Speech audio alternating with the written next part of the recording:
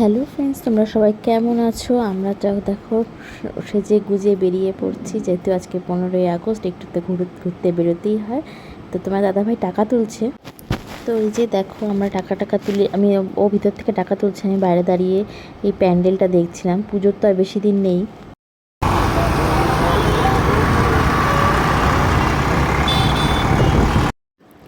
তো তারপরে দেখলে টাকা পয়সা তুলে নিয়ে আমরা এখন যাচ্ছি ঘুরতে। কোথায় যাবে আমিও জানি না ঠিক। তোমার দাদাভাই বললো চলো তোদের ঘুরে নিয়ে আসি।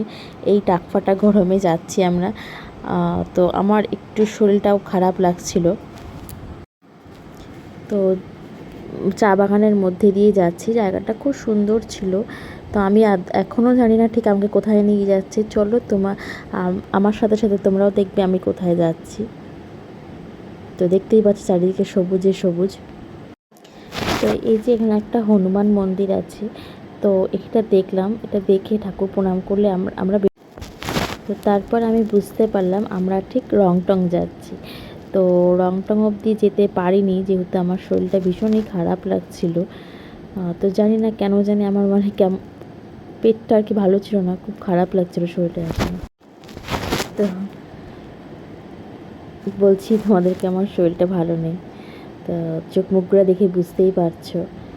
আর এই দেখো আমাদের কুহুরানি ফ্ল্যাগ নিয়ে নিয়েছে, ও লজ্জা পাচ্ছে। আর যে তোমাদের দাদাভাই, যাদেরই হেলমেট থাকবে না তাকেই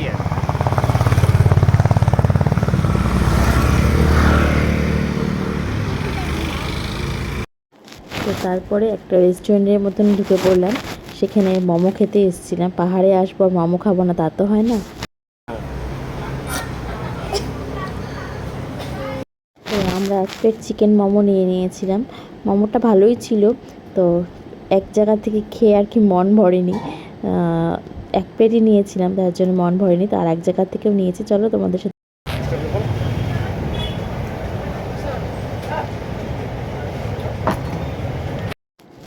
তোমাকে তো বললামই তোমাদেরকে যে এক জায়গা থেকে খেয়ে মন ভরেনি। তো আমরা একটু আগে আর একটা রেস্টুরেন্টের মতন এসে বসেছিলাম।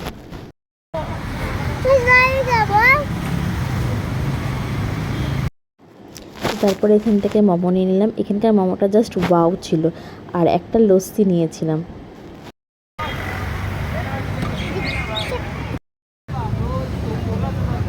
কুকু বলে দাও হ্যাপি ইন্ডিপেন্ডেন্স ডে।